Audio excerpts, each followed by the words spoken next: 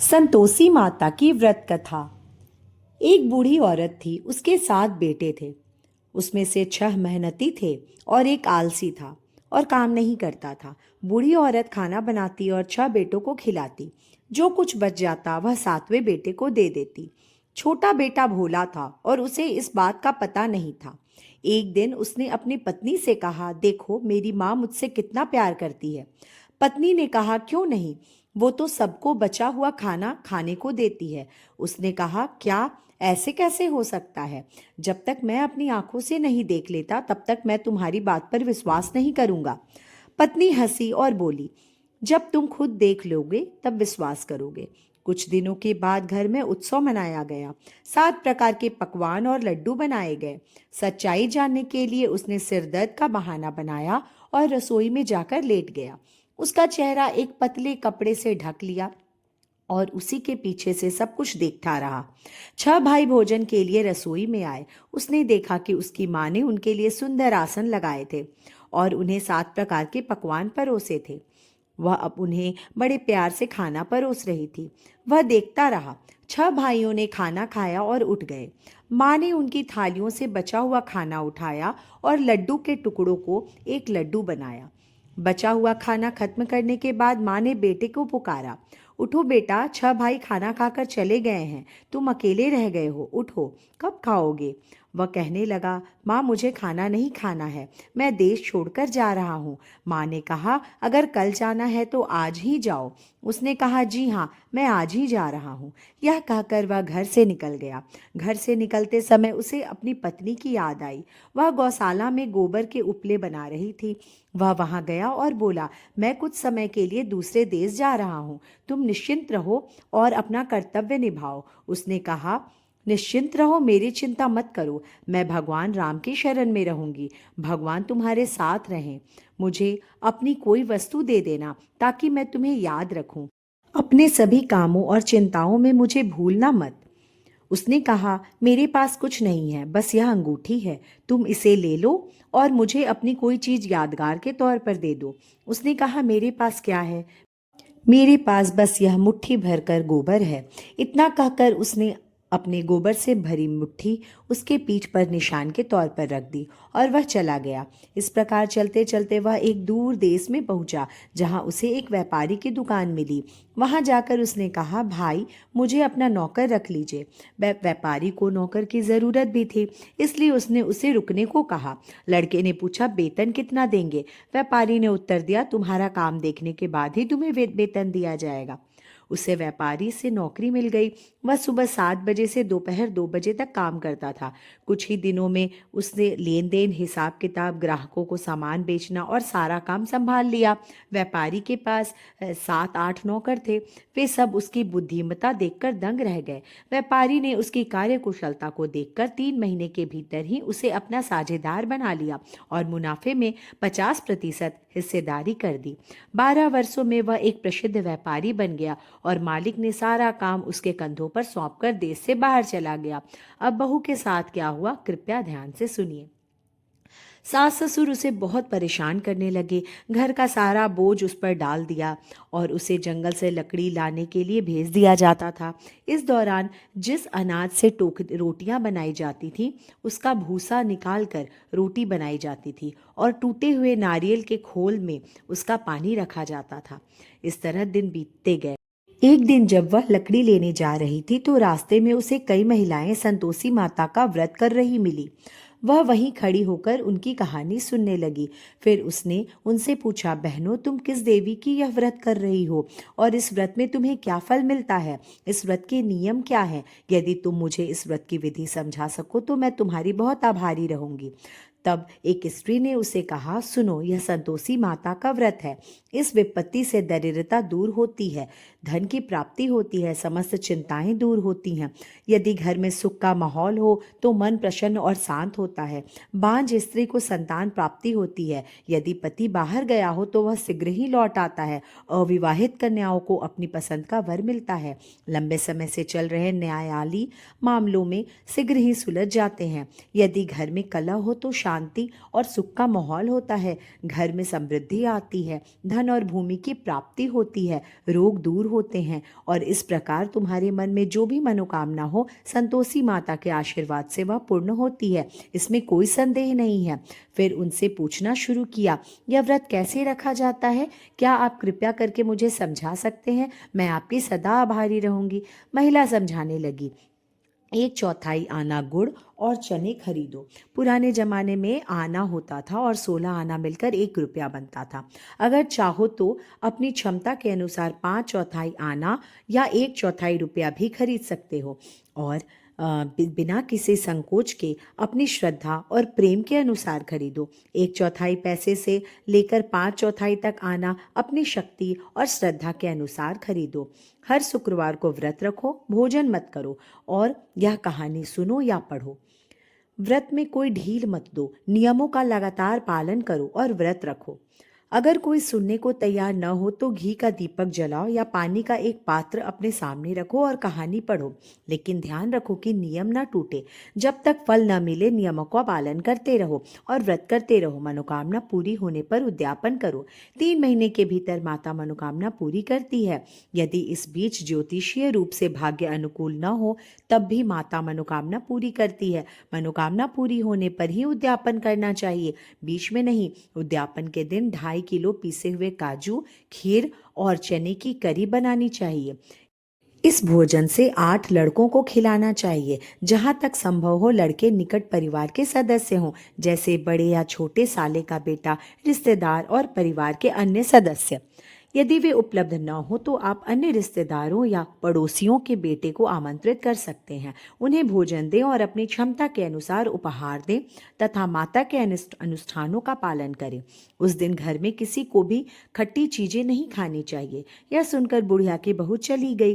रास्ते में उसने इकट्ठा की हुई लकड़ियां बेच दी और उन पैसों से गुड़ और चने खरीदे और माता के व्रत की तैयारी करने लगी। चलते चलते उसे एक मंदिर दिखाई दिया और उसने पूछना शुरू किया, यह किसका मंदिर है? सबने कहा, यह संतोषी माता का मंदिर है। यह सुनकर वह अंदर गई और माता के चरणों पर गिर पड़ी।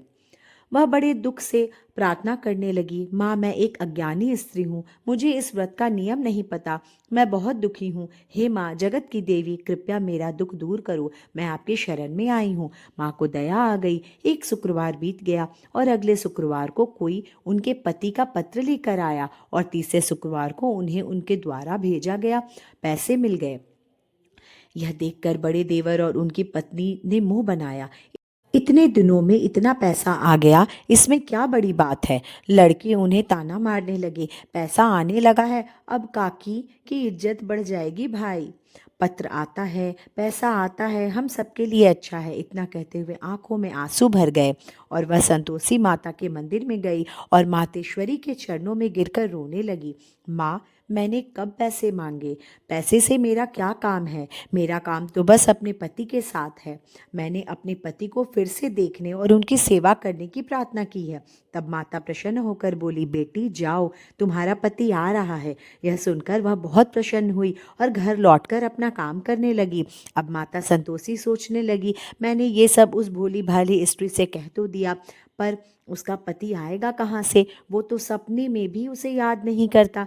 मुझे उसके पास जाकर उसे याद दिलाना ही पड़ेगा। इस तरह माताजी उस बुढ़िया के बेटे के सपने में गई और कहने लगी, धनवान पुत्र, तुम सो रहे हो या जाग रहे हो? उसने उत्तर दिया, माँ, मैं न तो सो रहा हूँ और ना ही जाग रहा हूँ। कृपया बताइए, आप मुझे क्या सिखाना चाहती हैं? माँ ने पूछा, क्या तुम्हारा परिवार है, हाँ या ना? उसने उत्तर दिया, माँ, मेरे पास सब है, माता पिता पत्नी, मेरे पास सब कुछ है। माँ ने कहा, भोले पुत्र, तुम्हारी पत्नी बहुत परेशान कर रही है, तुम्हारे माता पिता उसे बहुत तंग कर रहे हैं, तुम्हें उसके बारे में पता करना चाहिए। उसने कहा, जी माताजी, मुझे पता है, लेकिन मैं वापस कैसे जाऊं? यह तो दूसरा देश है, यहाँ खरीद फरोख्त की कोई सीमा नहीं है, मुझे तो जाने का कोई रास्ता भी नहीं नजर आता। माताजी कहने लगी, सुनो, सुबह स्नान करने के बाद संतोषी माता का नाम लो, घी का दीपक जलाओ, फिर दुकान में जाकर बैठो। धीरे धीरे तुम्हारे सारे कर्ज खत्म हो जाएंगे, तुम्हारा सारा सामान बिक जाएगा, शाम तक तुम्हारे पास धन का ढेर लग जाएगा। अब वह सुबह जल्दी उठा और अपने दोस्तों को अपना सपना सुनाया। सबने उससे पूछा, क्या सपने सच होते हैं? एक बूढ़े ने कहा, मेरी बात सुनो, सपने की सच्चाई या झूठ पर शक करने के बजाय भगवान के निर्देश का पालन करो, तुम्हारा क्या नुकसान होगा। अब बूढ़े की बात सुनो। स्नान करने के बाद माता संतोषी से प्रार्थना करो, घी का दीपक जलाओ और दुकान में जाकर बैठो। कुछ ही समय में उसने देखा कि उधार लेने वाले पैसे लौटाने लगे और उधार देने वाले अपना पैसा वापस लेने लगे। लोग शेयर नगद में खरीदने लगे। शाम तक उसने खूब धन इकट्ठा कर लिया था। मन ही मन में वह माता का नाम लेता रहा और इस चमत्कार को देखता रहा। प्रसन्न होकर उसने गहने, कपड़े और घर ले जाने के लिए अन्य सामान खरीदे। यहाँ का काम पूरा करके वह तुरंत अपने गृह नगर के लिए रवाना हो गया। वहाँ पत्नी जंगल से लकड़ी लाने के लिए गई थी। लौटकर वह संतोषी माता के मंदिर में विश्राम करने लगी। यह उसका रोज का विश्राम स्थल था। दूर से उड़ती धूल को देखकर उसने माताजी से पूछा, हे माताजी, यह धूल क्यों उड़ रही है। माताजी ने उससे कहा, हे पुत्री, तेरा पति आ रहा है। अब लकड़ी के 3 गट्ठे बना ले, एक नदी के किनारे रख दे, एक मंदिर में और तीसरा अपने सिर पर रख ले। लकड़ी का गट्ठा देखकर तेरे पति को भूख लग जाएगी और वह मंदिर में रुककर कुछ नाश्ता बना लेगा। फिर माताजी के पास जा, तब लकड़ी का बोझ सिर से उतार कर गली के बीचों बीच 3 बार जोर से पुकार कर कहा, ले लो सास जी, लकड़ी का गट्ठा ले लो, मुझे भूसे की रोटी दे दो और नारियल में पानी दे दो। आज कौन सा मेहमान आया है। माताजी की बात सुनो बहू। बहू ने कहा, जी हाँ माँ। फिर उसने खुशी खुशी लकड़ी के 3 गट्ठे बनाए। उसने एक गट्ठा नदी के किनारे और एक माताजी के मंदिर में रख दिया। उसी समय एक यात्री वहां पहुंचा। सूखे लकड़ियों को देखकर उसके मन में विश्राम करने और कुछ खाने की इच्छा जागी। विश्राम करने के बाद वह गांव चला गया। वहां उसने सभी से प्रेम पूर्वक मुलाकात की। उसी समय पत्नी लकड़ी का गट्ठा लेकर आती है। आंगन में लकड़ी का भारी गट्ठा रखकर वह जोर से चिल्लाई, सास, लकड़ी का गट्ठा ले लो, मुझे भूसे की रोटी दे दो, मुझे नारियल के छिलके का पानी दे दो। आज कौन आया है। यह सुनकर सास अपनी परेशानी छुपाने के लिए बोली, बहू, तुम ऐसा क्यों कह रही हो। तुम्हारा पति आ गया है, अंदर आओ, मीठे चावल खाओ, कपड़े और गहने पहनो। इसी बीच आवाज़ सुनकर पति बाहर आया और अंगूठी देखकर अचंभित हो जाता है। वह अपनी माँ से पूछता है, माँ, यह कौन है। माँ कहती है, बेटा, यह तुम्हारी पत्नी है। आज 12 साल बीत गए हैं। जब से तुम गए हो वह पूरे गांव में जानवर की तरह घूमती रहती है। वह घर का कोई काम नहीं करती है। वह दिन में 4 बार आती है और खाना खाती है। तुम्हें देखकर वह भूसी की रोटी और नारियल का पानी मांगती है। शर्मिंदा होकर उसने कहा, कोई बात नहीं माँ, मैंने उसे भी देख लिया है और आपको भी। अब मुझे दूसरे घर की चाबियाँ दे दो ताकि मैं वहाँ रह सकूं। तब माँ ने कहा, ठीक है बेटा, जैसी तुम्हारी इच्छा। ये रही चाबियाँ का गुच्छा, और जिसे उसने गुस्से से ज़मीन पर फेंक दिया। उसने चाबियां उठाई और अगले घर में चला गया। तीसरी मंजिल पर स्थित कमरा खोलकर उसने सारा सामान रख दिया। एक ही दिन में वह घर किसी राजा के महल की तरह सज गया। अब आगे क्या हुआ। पत्नी को सुख मिलने लगा। इसी बीच अगला शुक्रवार आ गया। उसने अपने पति से कहा, मैं संतोषी माता का व्रत का उद्यापन करना चाहती हूँ। उसके पति ने कहा, बहुत खूब, खुशी खुशी करो। उसने तुरंत उद्यापन की तैयारी शुरू कर दी। वह अपने बड़े देवर के बेटों को दोपहर से भोजन के लिए आमंत्रित करने गई।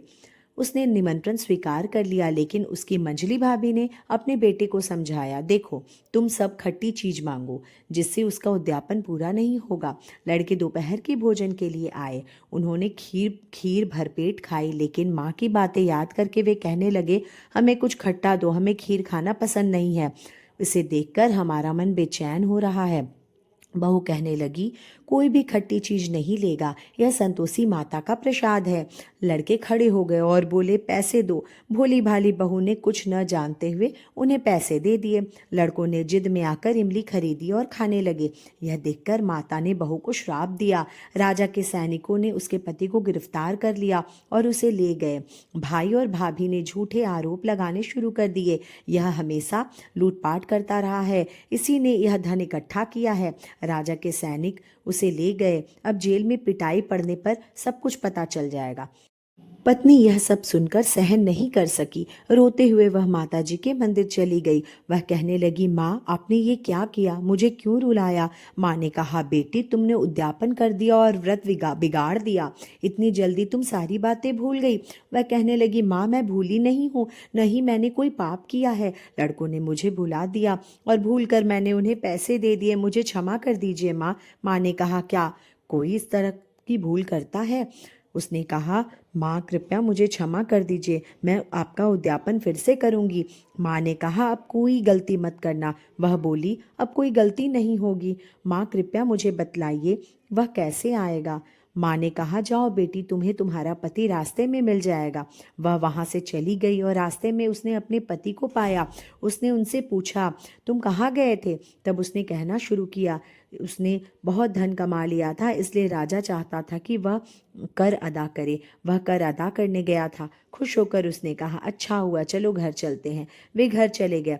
कुछ दिनों बाद फिर शुक्रवार आया। उसने अपने पति से कहा, मैं एक बार फिर से माता जी का उद्यापन करना चाहती हूँ। पति ने कहा, करो। वह फिर अपने बड़े देवर के बेटों को आमंत्रित करने गई। भाभी ने उसे ताना मारा और बेटों को सिखाने लगी, तुम सबको शुरू में तो खट्टी चीजें ही मांगते हो। लड़के कहने लगे, हमें खीर खाना पसंद नहीं है, हमें बेचैनी होती है, हमें कुछ खट्टी चीज खाने को दो। उसने कहा, तुम्हें खट्टी चीज नहीं मिलेगी, अगर इच्छा हो तो खा लो। फिर उसने ब्राह्मण के बेटों को बुलाया और उन्हें भोजन कराने लगी। अपनी क्षमता के अनुसार उसने पैसे के बदले हर एक को एक एक फल दिया, जिससे माता संतोषी बहुत प्रसन्न हो गई। 9 वर्ष में माता जी के आशीर्वाद से उन्हें चंद्रमा के समान एक पुत्र प्राप्त हुआ। माता जी अपने पुत्र को लेकर प्रतिदिन माता जी के मंदिर जाती थी। माता जी सोचती थी, वह प्रतिदिन आती है, आज क्यों न मैं इसी बहाने उनके घर जाकर उनके दर्शन कर लूं। ऐसा सोचते हुए माता जी ने एक भयानक रूप धारण कर लिया। गुड़ और चने से पतला सा चेहरा बनाया और ऊपर सेंग उगा दिए तथा मच्छर मंडरा रहे थे। सास ने दहलीज पर पैर रखकर चिल्लाकर कहा, देखो कोई दुष्ट चुड़ैल आ रही है, बच्चों उसे भगा दो, नहीं तो वह किसी को भी खा जाएगी। बच्चे डर गए और खिड़कियां बंद करने लगे। बहू ने एक छोटे से छेद से देखा। वह खुशी से पागलों जैसी आवाज में चिल्ला रही थी, आज मेरी माता जी मेरे घर आई हैं। ऐसा कहते हुए उसने अपने बच्चों को, जिससे वह दूध पिला रही थी, एक तरफ कर दिया। इसी बीच सास को गुस्सा आ गया। उसने कहा, वैश्या, तुम इतनी उत्तेजित क्यों हो रही हो? उसने बच्चे को थप्पड़ मारा।